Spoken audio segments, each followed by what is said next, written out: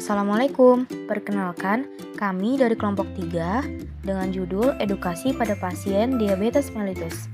Berikut nama anggota kelompok kami.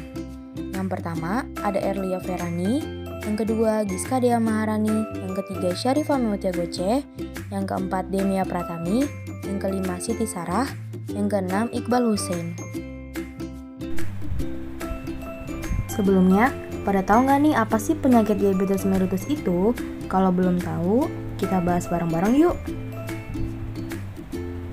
Nah, definisi diabetes mellitus menurut WHO adalah suatu penyakit metabolik yang diakibatkan oleh meningkatnya kadar glukosa atau gula darah.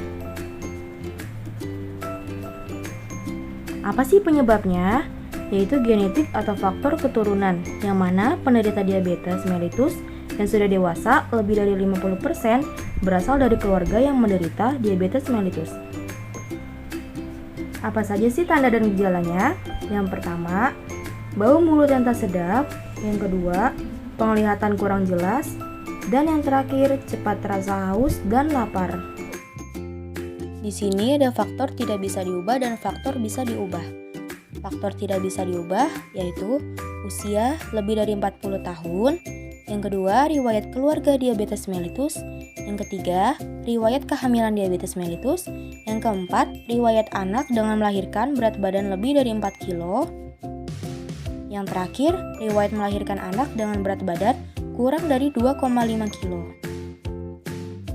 Faktor bisa diubahnya yaitu yang pertama, kurang aktivitas fisik. Yang kedua, hipertensi. Yang ketiga, diet tidak seimbang. Dan yang terakhir, riwayat penyakit jantung. Bagaimana cara mengontrol beberapa faktor risiko diabetes mellitus? Yang pertama, rutin memeriksakan kadar gula darah dan kolesterol. Yang kedua, menerapkan diet makanan diabetes mellitus. Yang ketiga, konsumsi obat secara teratur sesuai petunjuk dokter. Dan yang keempat, datangi penyuluhan diabetes mellitus. Dan yang terakhir, olahraga secara rutin. Bagaimana sih diet pada pasien diabetes mellitus? Yang pertama, jumlah kalori ditentukan pada umur, jenis kelamin, berat badan, tinggi badan, dan aktivitas. Yang kedua, batasi karbohidrat kompleks seperti nasi, lontong, roti, ketan, jagung, kentang, dan lain-lain. Dikurangi dari jumlahnya kebutuhan sehari-hari.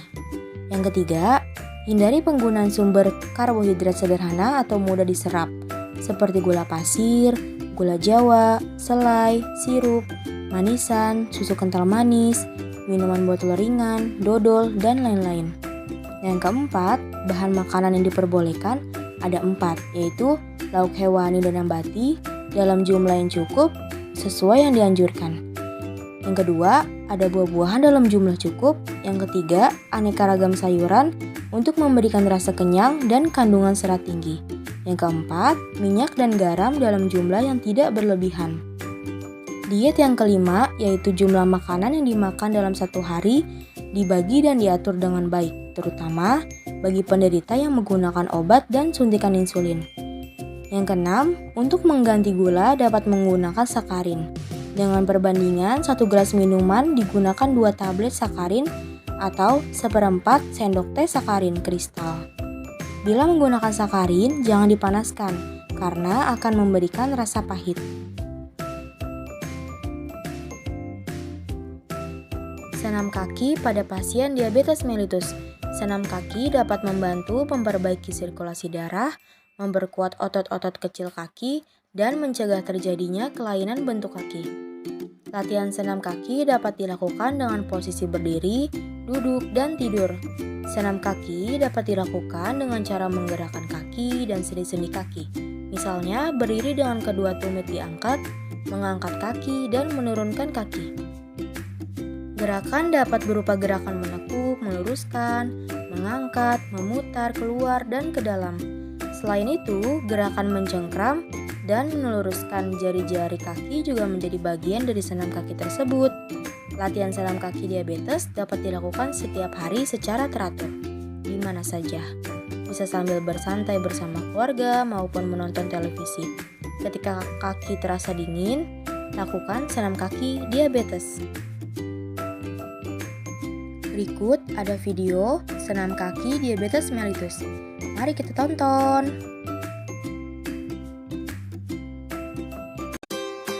Kaki diabetes, salah satu komplikasi diabetes yang paling umum, paling mahal, dan paling berat.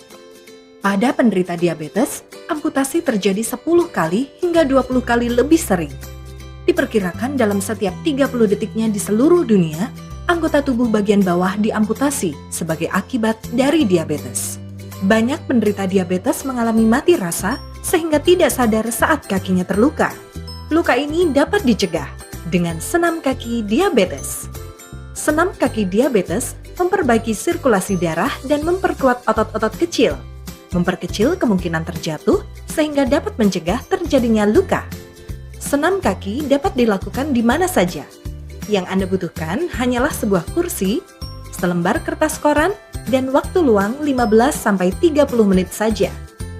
Mari kita coba. Duduk tegak di atas sebuah bangku. Jangan bersandar.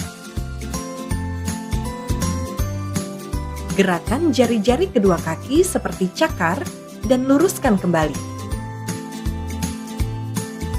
Dengan tumit tetap menempel di lantai, angkat ujung kaki dan turunkan kembali. Selanjutnya, angkat tumit dan turunkan kembali.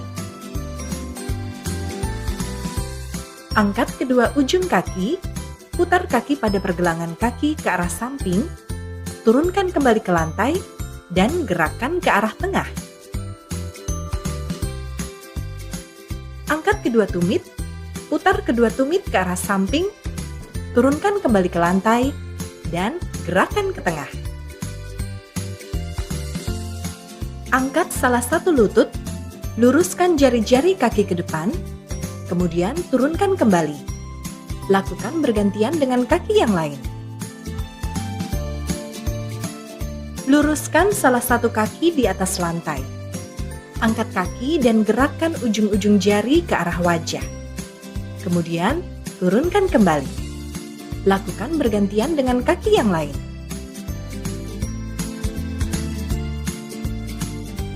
Lakukan seperti gerakan sebelumnya, namun kali ini dengan kedua kaki bersamaan.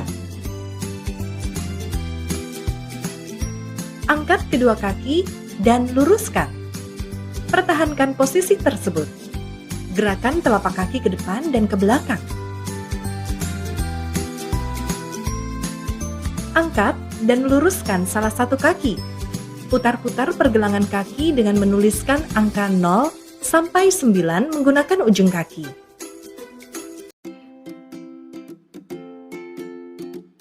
Nah, itu dia edukasi pada pasien diabetes mellitus dari kelompok 3. Semoga bermanfaat ya. Stay healthy.